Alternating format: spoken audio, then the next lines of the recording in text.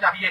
رسول اللہ صلی اللہ علیہ وسلم نے فرمایا مردوں کو برا نہ کہو، وہ جہاں پہنچنے تھے پہنچ چکے، اب وہ جانے، ان کا اللہ جانے، اللہ تبارک و تعالیٰ ان کے معاملات کو بہتر جانتا ہے۔ ہمیں یہ حکم نہیں ہم کسی کی برائیاں ایسے بیان کرتے جائیں۔ اگر کوئی جسم میں عیب تھا جس کو دنیا نہیں جانتی تھی، وہ امانت دار بندوں پر لازم ہے کہ اس عیب کو چھپائیں۔ اس کے بعد غسل دے لیا، اب کفن دینے کا معاملہ ہے۔ نبی کریم صلی اللہ تعالی علیہ وسلم تشریف فرما ہے کہ اطلاع ملتی ہے حضرت فاطمہ بنت اسد حضرت علی رضی اللہ تعالی عنہ کی والدہ ہے، ان کا انتقال ہو گیا۔ نبی کریم صلی اللہ علیہ وسلم فرماتے قوموا، چلو میرے صحابہ اٹھو، میری ماں کا انتقال ہو گیا ہے۔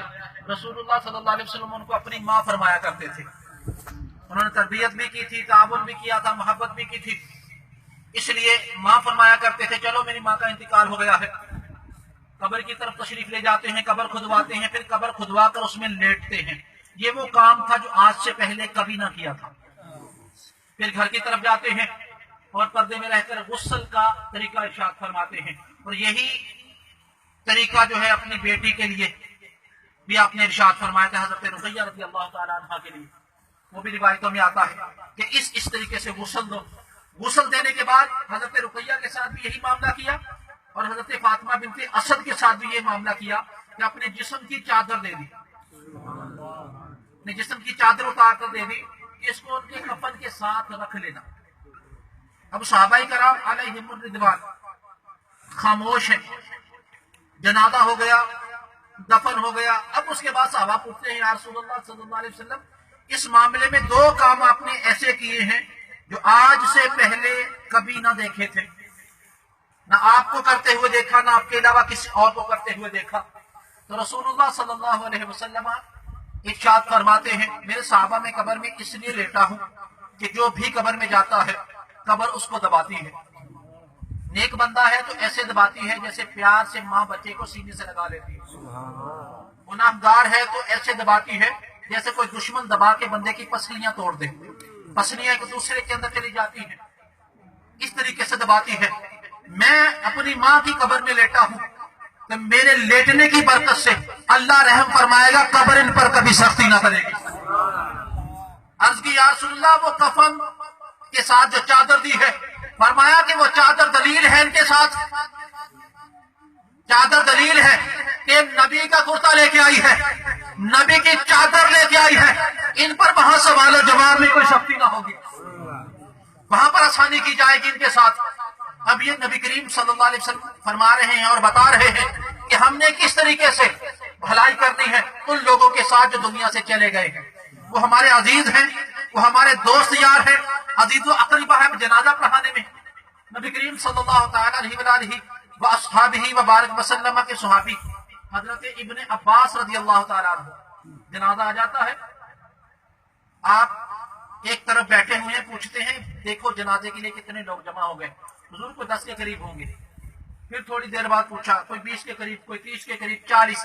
جیسے 40 کا لفظ بولا کہا کہ چلو نماز جنازہ پڑھتے ہیں۔ نماز جنازہ ہو گیا۔ اب بعد میں پوچھتے ہیں دوسرے صحابی کہ جناب 40 تک کا انتظار کیوں کیا؟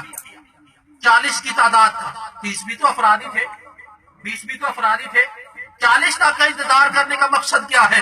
کہتے ہیں کہ اللہ کے حبیب صلی اللہ علیہ وسلم نے فرمایا کہ جس کے جنازے کے اندر 40 وہ لوگ ہوں جو اللہ کے ساتھ کسی کو شریک نہ ٹھہراتے ہوں، اللہ ان 40 کے صدقے اگر کے گناہ گار ہو اس کی بخشش فرما دیتا ہے۔ اور بزرگ فرماتے ہیں جنازہ پڑھنا 2 حال سے خالی نہ ہوگا، جنازہ پڑھنے کی 2 صورتیں ہوں گی۔ فرماتے ہیں اگر پڑھنے والے نیک ہیں، جس کا پڑھا جا رہا ہے وہ گناہگار ہے، اللہ ان نیکوں کے صدقے سے جنازے والے کی بخشش کر دیتا ہے۔ اور اگر پڑھنے والوں میں کچھ گناہگار موجود ہیں، جس کا جنازہ پڑھا جا رہا ہے وہ اللہ کا نیک بندہ ہے، اللہ اس جنازے والے کے صدقے سے پڑھنے والوں کی بخشش کروا دیتا ہے۔ اب یہ فائدے ہی فائدے ہیں، یہ بھلائیاں ہی بھلائیاں ہیں جو ہمارا دین ہمیں سکھاتا ہے۔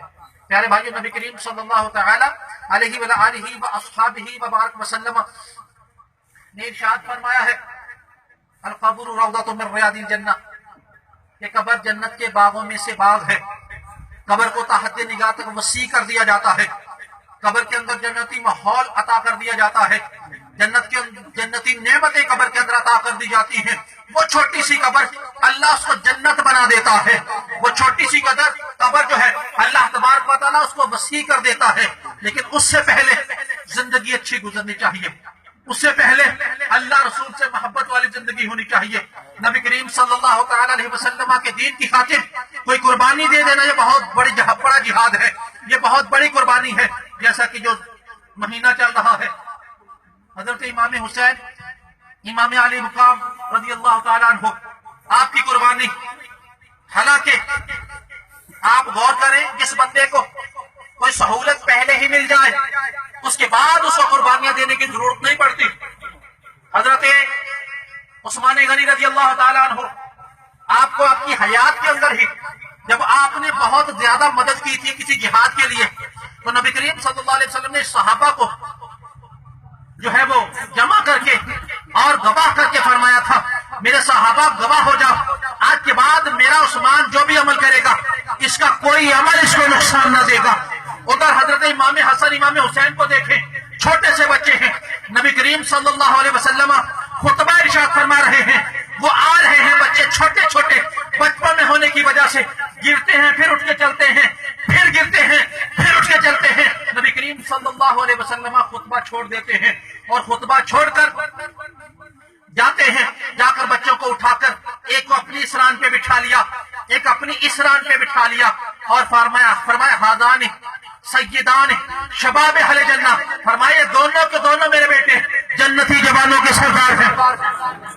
یہ فیصلہ پہلے ہو چکا یہ پہلے بتایا جا چکا کہ دونوں کے دونوں بچے جو بھی بچپن میں ہیں ابھی عمل نہ کیا کوئی بندہ مکلف اور پابند شرع بالغ ہونے کے بعد بنتا ہے. اس سے پہلے اگر فوت ہو جاتا ہے وہ بچہ پکا جنتی ہے کیونکہ شریعت کی کوئی پابندی کوئی اس پر لازم نہیں آتی ہے.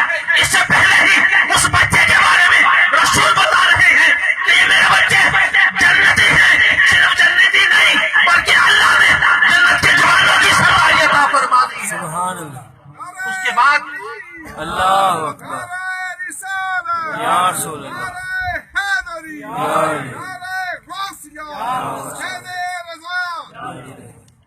بات سمجھنے کی ہے کہ جنت کی سرداری کہ جس جنت کی خاطر آپ کو کوئی بندہ سجدے کرتا نظر آئے گا